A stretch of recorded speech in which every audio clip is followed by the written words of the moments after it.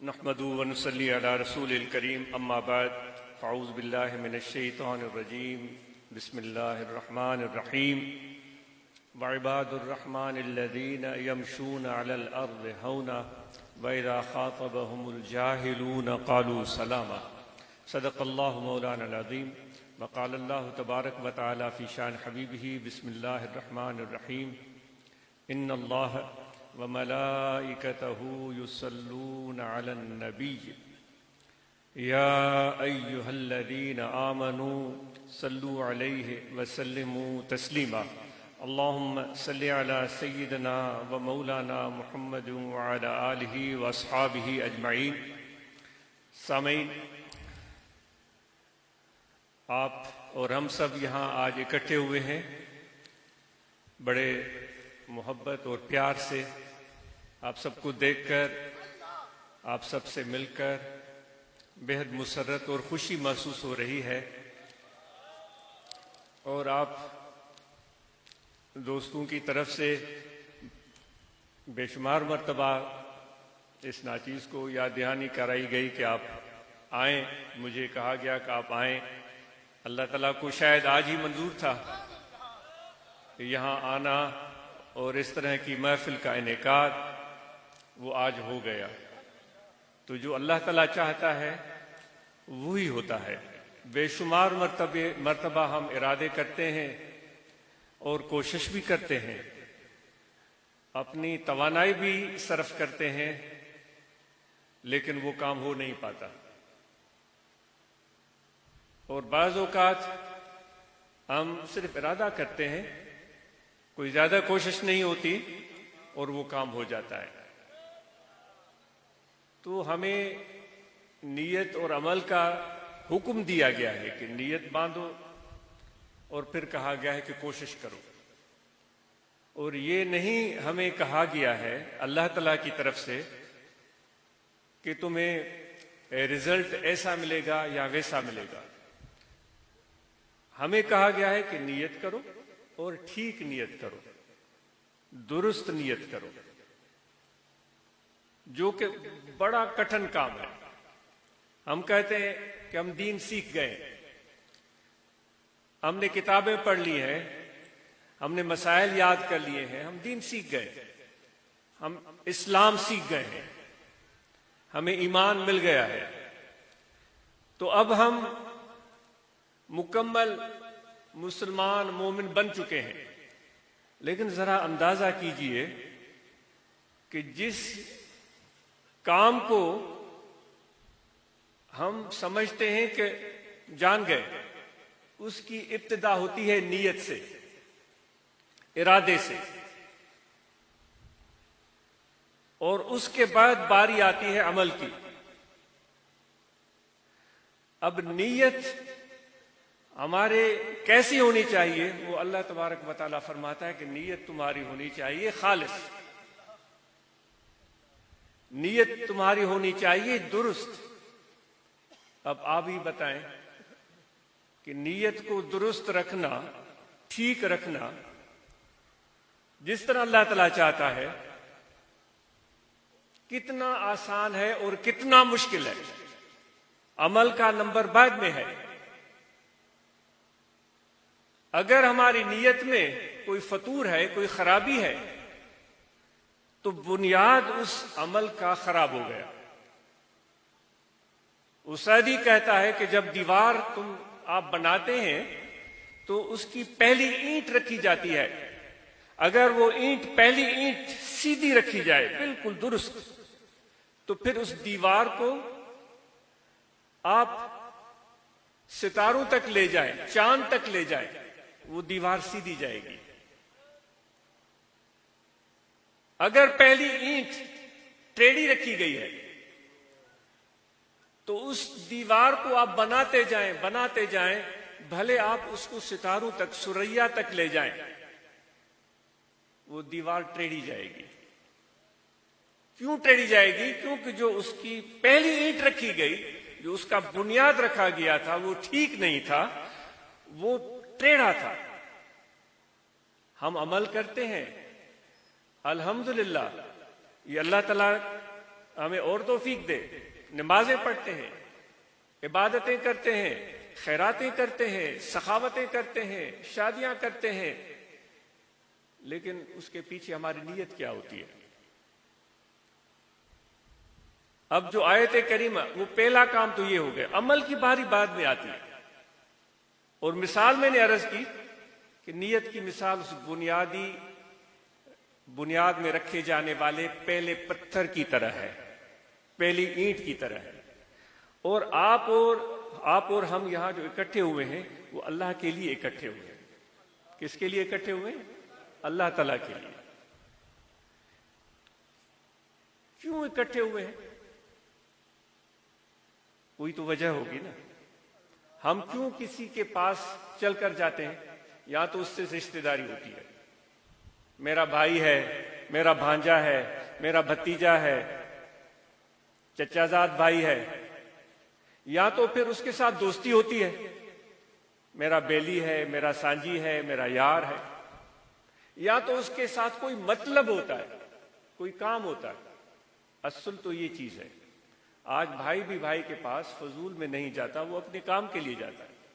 اور حقیقت یہ ہے، شاید ہم نہ مانے، کوئی بھی ہمارے ساتھ اگر کھڑا ہے، کوئی بھی ہو، وہ ایسے نہیں کھڑا ہے، اس کا کوئی کام ہے. بیٹا ہو باپ کے ساتھ، باپ ہو بیٹے کے ساتھ، بھائی ہو بھائی کے ساتھ، کوئی بھی کسی کے ساتھ کھڑا ہے، ہم اس کو تسلیم نہیں کریں گے. ہم کہیں گے بھائی ہم تو تمہارے سجن ہیں، تمہارے سچے یار ہیں، ہمارا کوئی مطلب نہیں. لیکن یہ تاریخ بتاتی ہے کہ انسان کی فطرت ہی ایسی ہے، بالعموم استثنائی صورتحال ہوتی ہے. کسی کے ساتھ بھی اگر وہ کھڑا ہے، کوئی اس میں کام ہے. بہرحال دوستی میں جاتے ہیں، رشتہ داری میں جاتے ہیں، کام کی وجہ سے جاتے ہیں. آج ہم خدا کی بارگاہ میں اگر یہاں اکٹھے ہوئے ہیں، کوئی یہاں کوئی اور کام، کوئی نوٹ ووٹ یا کوئی ایسی چیز کی بات نہیں ہو رہی، ہم یہ خدا کے لیے کرتے. تو خدا سے ہمارا کیا رشتہ ہے؟ خدا کے ساتھ ہمارا رشتہ کیا ہے؟ تعلق کیا ہے؟ ایسے تو نام تو ہزاروں بار، لاکھوں بار آپ اور ہم سن چکے ہیں کہ بھئی اللہ تعالیٰ ہے، واحد ہے، لا شریک ہے، کوئی اس کا ثانی نہیں، کوئی ہمسر نہیں، وہ واحد ہے، احد ہے، نہ اس کو کسی نے پیدا کیا، نہ اس نے کسی کو پیدا کیا. یہ ساری چیزیں سن چکے ہیں. لیکن آج آپ سے سوال ہے کہ آپ کا رشتہ خدا کے ساتھ کیا ہے؟ وہ تو اپنی ذات میں ایک عظیم ذات ہے. آج کا سوال یہ ہے اس محفل کا کہ آپ کا رشتہ خدا کے ساتھ کیا ہے؟ اگر ہم اور آپ نے کوئی چیز سوچی ہوئی ہے دل میں، تو آپ بھلے اس پر غور و فکر کریں. چلو ہم دیکھتے ہیں کہ اللہ تعالیٰ کیا کہتا ہے. وہ ہمارے ساتھ کس رشتے کی بات کر رہا ہے. اللہ تعالیٰ ایک تو ہماری طرف سے ہے نا کہ ہم خدا کے ساتھ کیا رشتہ رکھتے ہیں، دوسرا خدا کی طرف سے آ رہا ہے کہ اے انسانوں، میرا رشتہ تمہارے ساتھ کیا ہے. وہ کہتا ہے ہم سب کو کہ تم عباد ہو، یعنی تم میرے بندے ہو، تم میرے بندے ہو. اگر موٹے الفاظ میں بندے کی معنی کی جائے تو یہ ہوگی کہ کوئی ایک انسان کسی کو خرید لے، کہ ایک انسان دوسرے انسان کو خرید لے، وہ اس کی ملکیت بن جائے. سمجھ رہے ہیں؟ پہلے زمانے میں اس طرح انسانوں کا کاروبار ہوتا تھا، لوگ خریدے جاتے تھے اور بیچے جاتے تھے. اس کو کہا جاتا تھا بندہ. یہ فارسی لفظ کے ضمن میں بات کر رہا ہوں. پنجابی میں بندے کی معنی کچھ اور ہو سکتی ہے. میں فارسی کے حوالے سے، جس کو عبدیت، تو خدا ہم اور آپ کے ساتھ جو رشتہ بتا رہا ہے کہ تم میرے عبد ہو، یعنی کہ آقا میں ہوں. خدا کیا کہنا چاہ رہا ہے کہ آقا میں ہوں، حاکم میں ہوں، مالک میں ہوں، تم میرے عبد ہو. جب ہم تمہارے عبد ہیں تو پروردگار ہمیں کرنا کیا ہے؟ تو خدا فرماتا ہے کہ تمہیں میرے اطاعت کرنی ہے، میری فرمان برداری کرنی ہے، میرے حکم کو ماننا ہے۔ اگر تم میرے ساتھ عبدیت کی دعویٰ کرتے بھی ہو کہ میں اللہ کا بندہ ہوں، ہم سب مسجدیں بھری ہوئی ہیں ماشاءاللہ، عمرے پر بھی ہزاروں لوگ جا رہے ہیں، بلکہ لاکھوں لوگ جا رہے ہیں، پہلے سے زیادہ جا رہے ہیں، اور ہم سب نے تسبیح پکڑی ہوئی ہے، اور ہم سمجھتے ہیں کہ ہم پرہیزگار بھی ہیں، نیکوکار بھی ہیں، نمازی بھی ہیں، حاجی بھی ہیں، حافظ بھی ہیں، سب کچھ سمجھ رہے ہیں۔ لیکن جو اطاعت ہے اس کی تقاضا کیا ہوتی ہے؟ ہماری کیا نماز، روزہ، حج، زکوٰۃ، عمرہ، اس کے پیچھے ہماری نیت کیا ہے؟ اور خدا اطاعت کی وجہ سے ہم سے کیا چاہتا ہے؟ کیا ہم نے کوئی مطلب، مفاد، مقصد ذہن میں رکھ کر یہ چیزیں اختیار کی ہوئی ہیں کہ ہم یہ کریں گے تو ہمیں یہ ملے گا، ہمیں یہ کریں گے ہمیں وہ ملے گا؟ لیکن خدا کہتا ہے کہ تم اگر اب اس طرح فرمائشیں ہم اگر کریں خدا سے، اگر ہم فرمائشیں کریں یہ کام ہونا چاہیے، بنگلہ بن جانا چاہیے، نوکری مل جانی چاہیے، زمین مل جانی چاہیے، عزت مل جانی چاہیے، یہ ملنا چاہیے، ہم دعائیں تقریب ہماری کچھ اس سے ملتی جلتی ہیں، تو پھر تو خدا کہتا ہے پھر تم عبد تو نہیں ہوئے، پھر تو تم آقا بن گئے، کیوں فرمائشیں کر رہے ہیں؟ آپ کو سمجھ میں آ رہی ہے بات؟ نہیں آ رہی ہے تو اس کو سمجھنے کی کوشش کریں۔ اللہ تعالیٰ ہم کیوں اکٹھے ہوئے ہیں؟ خدا کے ساتھ رشتہ ہے۔ آپ کے دل میں کیا چیز ہے وہ آپ جانتے ہیں کہ کیا رشتہ ہے آپ خدا کے ساتھ۔ اب ہم کہہ رہے ہیں کہ خدا نے ہمیں اپنے ساتھ کس رشتے کے حوالے سے یاد کیا ہے، خدا کیا ہمارے ساتھ رشتہ بنا رہا ہے؟ وہ کہتا ہے کہ میں آقا ہوں، تم میرے عبد ہو، اور عبد کا کام ہے حکم کی فرمان برداری کرنا۔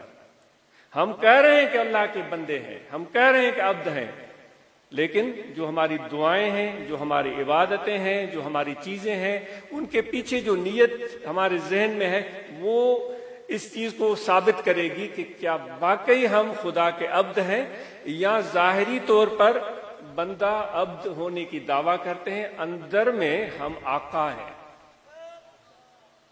یعنی کہ ابھی تک ہم نے اپنی انا کو چھوڑنے کا ارادہ ہی نہیں کیا ہے۔ شیطان کس وجہ سے دربار سے نکالا گیا تھا؟ وہ بھی دعویٰ کرتا تھا کہ میں خدا کے ساتھ میں تمہارا بندہ ہوں، تمہیں سجدہ کرتا ہوں، سنا ہوگا آپ نے، پڑھ لیں، آپ خود پڑھ لیں، میں تمہاری عبادت کرتا ہوں۔ اللہ تعالیٰ نے فرمایا عبادت کرتے ہو تو پھر میرے اس پیغمبر کو سجدہ کرو۔ اس نے کہا یہ نہیں کروں گا کیونکہ میں اس سے بہتر ہوں۔ تو اللہ تعالیٰ نے اس کو اپنے دربار سے نکال دیا کہ تم نکل جاؤ، تم نے میرے حکم کی فرمان برداری نہیں کی، میری اطاعت نہیں کی، میری وہی بات اطاعت کیا، اطاعت نہیں کی، تم نکل جاؤ۔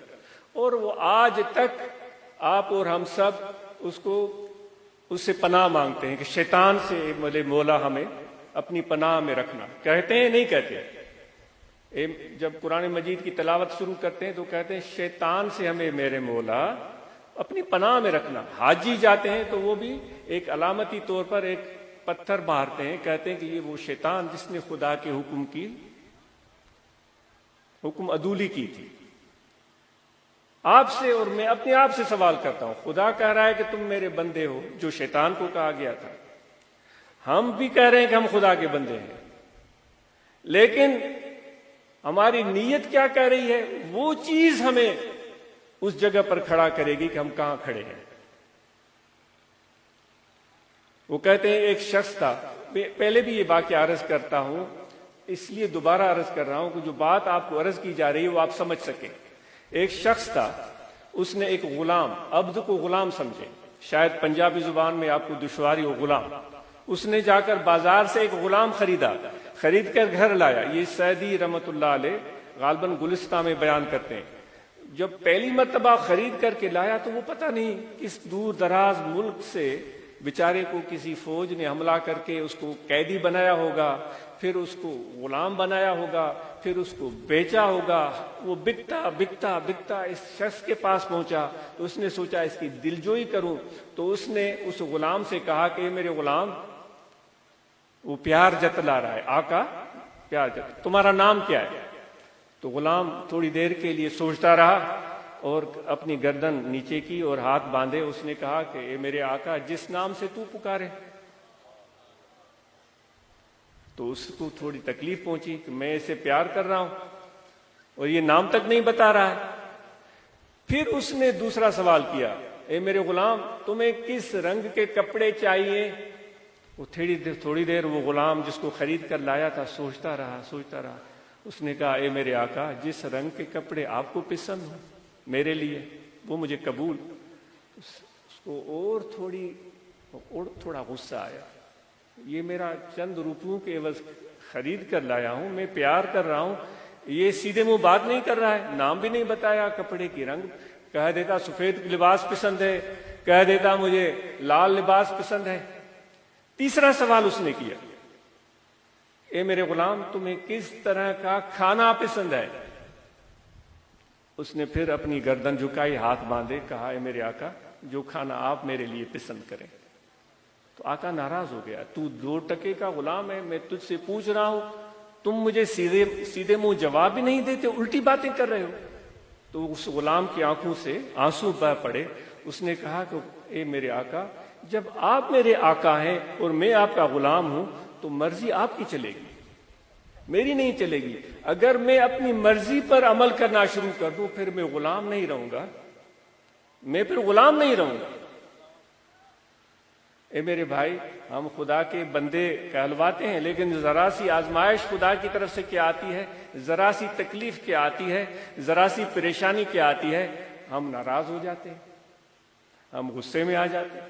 اور دعویٰ پر دعویٰ ہے کہ بھائی میں نمازی بھی ہوں، میں اللہ کا بندہ بھی ہوں، اور اللہ چاہتا ہے کہ تم میری اطاعت کرو.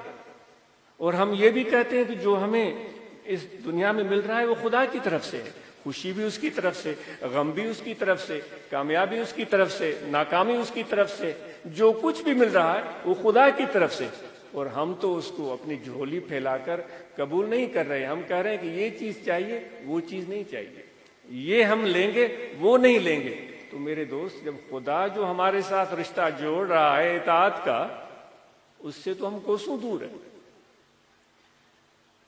تو اس لیے آئیے آج ہم یہ عزم کریں کہ جو خدا نے، اللہ تعالیٰ نے ہمیں اپنی عبد ہونے کا اعزاز بخشا ہے، پھر آگے وہ کہتا ہے، وہ نشانیاں بتاتا ہے، جو میرے جو بندے ہیں وہ سب کے لیے دروازہ کھلا ہے. خدا کی غلامی اختیار کرنے کا سب کے لیے دروازہ کھلا ہے. کون اس دروازے کے اندر داخل ہوتا ہے وہ خوش نصیب ہوگا. پھر خدا کہتا ہے ان کی نشانیاں کیا ہے، کہ جو اللہ تعالیٰ فرماتا ہے جو میرے عبد ہیں، جو میرے غلام ہیں، ان کے اندر عاجزی ہوتی ہے، ان کے اندر عاجزی ہوتی ہے. جب زمین پر چلتے ہیں تو جھک کر چلتے ہیں، اکڑ کر نہیں چلتے. یمشون علی الارض ہونا، جھک کر چلتے ہیں. اور وَإِذَا خَاطَبَهُمُ الْجَاهِلُونَ، اگر کوئی ان کو برا بھلا کہے، کوئی ان کو گالیاں بکے، کوئی ان کو تکلیف دے، کوئی ان کو پریشانی پہنچائے، تو وہ سلام کر کے گزر جاتے ہیں. ان کے ساتھ وہ لڑائی نہیں کرتے، ان کے ساتھ وہ الجھتے نہیں، ان کی وہ ٹانگ نہیں کھینچتے. اللہ تعالیٰ فرماتا ہے یہ ہیں میرے غلام، یہ ہیں ان کی نشانیاں، یہ ہیں ان کی علامتیں. اگر ہم اور آپ یاد رکھیں، یہ چیز اہم ہے، ہم اور آپ خدا کی عبدیت کا توق اپنے گردن میں نہیں ڈالتے. توق پرانے زمانے میں وہی غلاموں کو ایک گردن میں ڈالا جاتا تھا جو علامت ہوتی تھی کہ یہ غلام ہے. ایک کسی لکڑی کا یا کسی چیز کا ایک توق اس میں ڈالا جاتا تھا، یا کپڑا ہوگا تو یہ غلام ہے.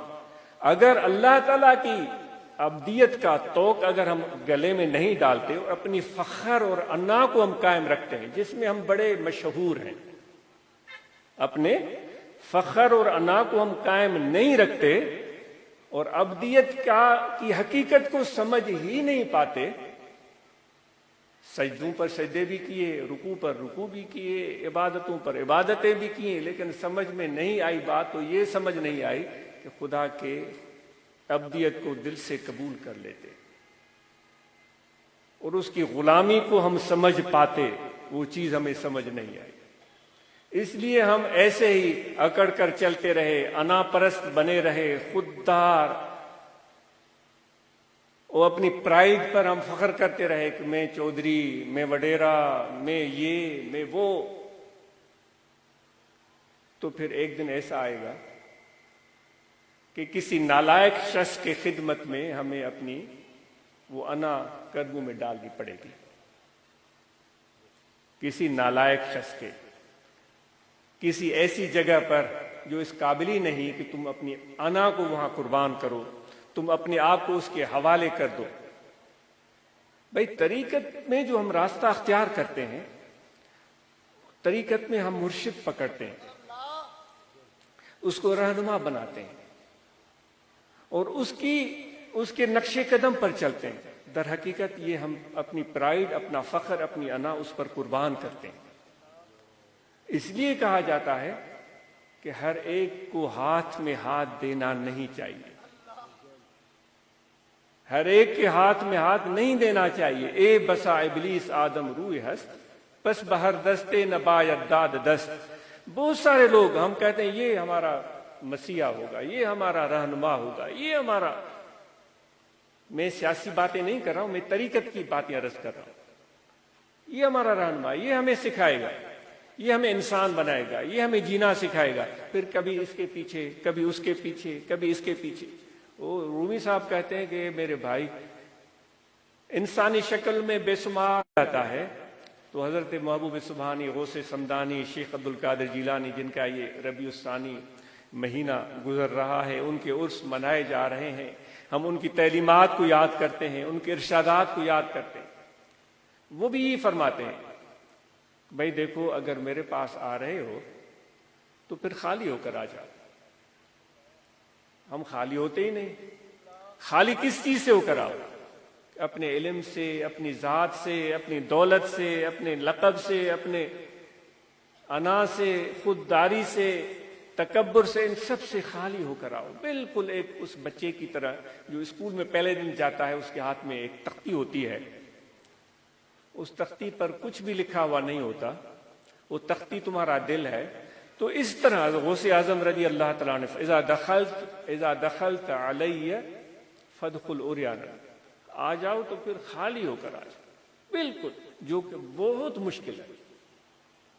کتنے ہوں گے یہاں اتنے سارے لوگ بیٹھے ہوئے ہیں کہ واقعی سب چیزوں سے خالی ہو کر آئے ہوں، یہاں بالکل ایک بچے کی طرح جو پہلے دن اسکول میں جاتا ہے، اس کو وہ کیا کہے گا کہ میں نے میٹرک پاس کیا ہوا ہے، وہ کیا کہے گا میں نے گریجویشن کی ہوئی ہے، وہ کیا کہے گا مجھے لکھنا آتا ہے، وہ کیا کہے گا مجھے پڑھنا آتا ہے، وہ کیا کہے گا کہ میں عالم ہوں، وہ کیا بولے گا میں کہ تقریر کرتا ہوں۔ آپ بتائیں کیا بولے گا؟ کچھ بھی نہیں بولے گا، کیونکہ وہ سیکھنا چاہ رہا ہے۔ وہ سیکھتا وہ ہے جو اپنے اندر سے انانیت کو ختم کر دے، وہ بالکل ایک اپنے آپ کو استاد کے حوالے کرتے ہیں۔ وہ پھر غوث اعظم رضی اللہ تعالیٰ نے فرماتے ایسے بھی نہ آؤ نا، ایسے آؤ کہ تم میرے، وہ الفاظ ان کے ہیں کہ جو میرے دروازے کی چوکھٹ ہے، غوث اعظم محبوب سبحانی رضی اللہ تعالیٰ نے فرماتے میرے جو دروازے کی چوکھٹ ہے نا، اس کو اپنا سرانہ بنا دو، اب وہاں پڑے رہو۔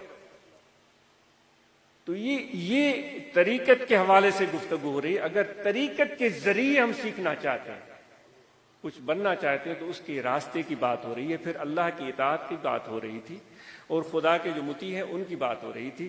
تو اس بات کو اب طوالت میں لے جانے کے بجائے ختم کرتے ہیں کہ یہاں انسان کا دل ہے، کیونکہ نیت کی بات ہو رہی تھی کہ نیت ہماری کیا ہوتی ہے، اس پر سارے عمل کا مدار ہوتا ہے، اور نیت ٹھیک ہوتی ہے تب جب ہمارے دل پاک اور صاف ہو جائے۔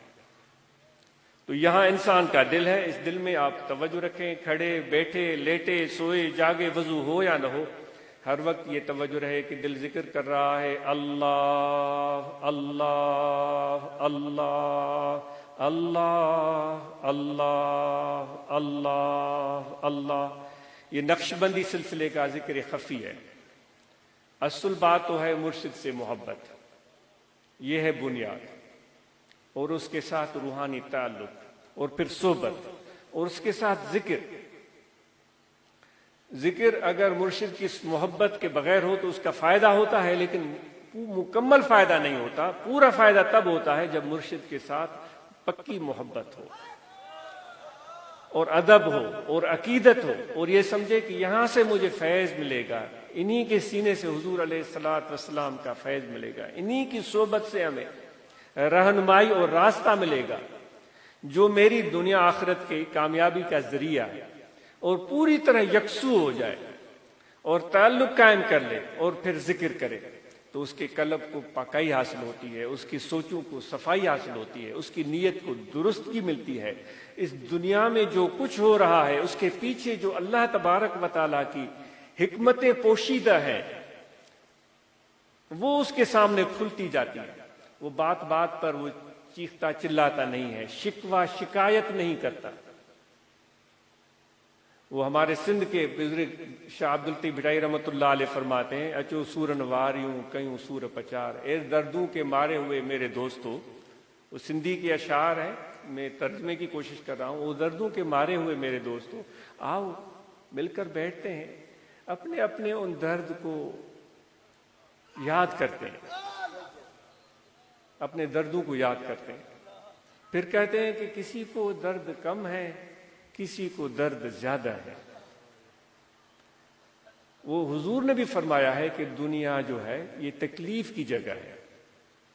بھائی گرمیوں کی موسم میں تغاری سر پر اٹھا کر مزدور جب چلتا ہے اور دیوار کی چنائی کرتا ہے تو یہ آسان کام تو نہیں ہے نا۔ گرمی کے موسم میں کوئی ٹریکٹر چلا رہا ہوتا ہے زمین میں، کوئی آسان کام تو نہیں ہے نا۔ تو وہ کہتے ہیں کسی کو زیادہ ہے کسی کو کم ہے، لیکن درد سے خالی کوئی بھی نہیں ہے۔ آگے پتے کی بات کر رہے ہیں، جو میرے پروردگار نے، میرے آقا نے جو درد دیے ہیں نا، وہ میں جھولی پھیلا کر سارے میں نے لے لیے ہیں۔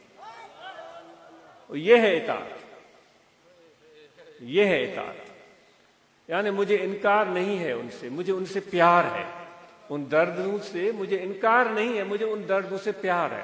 کیوں پیار ہے؟ کہ میرے آقا نے دیے ہیں۔ آقا کون ہے؟ اللہ ہے۔ تو اس لیے اپنے دلوں کو کھولنا چاہتے ہو تو محبت لگاؤ، تعلق پیدا کرو اور ذکر کرو، تو اس زندگی کے مقصد اور معنی کو ہم سمجھنے کے قابل ہو سکیں گے، ورنہ تو ایسے ہی آئے، کھایا پیا عیش کیے اور پھر ایک دن دنیا سے رخصت ہو کر چلے گئے۔ اس طرح ان کا نام نشان مٹ گیا جیسے آئے ہی نہیں تھے۔ لیکن جنہوں نے اپنے سینے کو کھولا اور اللہ کو یاد کیا اور نیک لوگوں کے ساتھ رہے اور انہوں نے اچھائی کو اختیار کیا اور خدا کی بندگی کی، وہ دنیا سے رخصت ہوں گے، دنیا ان کو بھولے گی نہیں۔ ان کی خوشبو رہتی دنیا میں قیامت تک آتی رہے گی۔ تو اس لیے وہ خوشبو آپ کے اور میرے اندر ہونی چاہیے، وہ اطاعت کی خوشبو۔ تو یہ ذکر یہ ہے کہ آپ توجہ دل کی طرف کریں، سانس آتا جاتا رہے، وضو ہو یا نہ ہو، کہ دل ذکر کر رہا ہے اللہ اللہ اللہ اللہ اللہ اللہ۔ یہ خفی ذکر ہے، اس میں زبان کا کوئی واسطہ نہیں ہے، یہ دل کا ذکر ہے اور یہ خاص ذکر ہے۔ یہ دل کا ذکر خاص ذکر ہے اور بہت سارے لوگوں کو سمجھ نہیں آتی، اس کی حقیقت تک پہنچ نہیں پاتے۔ بہت کم لوگ ہیں جو اس ذکر کے قلبی کی حقیقت کو سمجھ جاتے ہیں۔ جو سمجھ جاتے ہیں ان کی زندگی آسان ہو جاتی ہے۔ دست بکار دل بیار، ہاتھ کار والے دل یار والے۔ وہ دنیا کے میں دوڑ میں بھی سب سے آگے ہوتے ہیں، معیشت ہو، تجارت ہو، کاروبار ہو، علم ہو، سائنس ہو، سیاست ہو، وہ آگے ہوتے ہیں۔ اور اس کے ساتھ ساتھ اپنے اللہ کی یاد میں بھی لگے رہتے ہیں، دونوں کام ایک ساتھ ہو رہے ہوتے ہیں۔ تو آئیے کہ آج ہم دونوں کام شروع کریں، اپنا کاروبار بھی کریں اور ذکر بھی کریں، اللہ اللہ اللہ اللہ، یہ ایسے دل کو یاد آ جائے اور مراقبہ کریں۔ فجر یا کسی بھی ٹائم ختم شریف پڑھیں، آپ کو طریقہ کار معلوم ہو جائے گا، اور وہ ختم شریف حضور علیہ الصلوۃ والسلام کی بارگاہ میں پیش کریں، اور جو اس طریقہ عالیہ کی تعلیمات ہیں، اور پھر مراقبہ کریں یکسوئی کے ساتھ، آنکھیں بند کر کے دل میں اللہ اللہ اللہ۔ اور ہم سب نماز پنجگانہ ادا کریں، رمضان کے مہینے میں روزے رکھیں، زکوٰۃ جن پر واجب وہ زکوٰۃ ادا کریں، جن پر حج فرض ہے وہ حج ادا کریں، اور آپ اور ہم سب جو اب آپ خلفاء فقراء یہاں آئے ہیں، اپنے اپنے تنظیمی تبلیغی کاموں کو جاری رکھیں۔ اللہ تعالیٰ آپ اور ہم سب کا آنا قبول فرمائے، آپ کی جو امیدیں ہیں، جو دعائیں ہیں، اللہ تعالیٰ قبول فرمائے، آپ کو زندگی میں بہت ساری کامیابیاں اور آسانیاں عطا فرمائے۔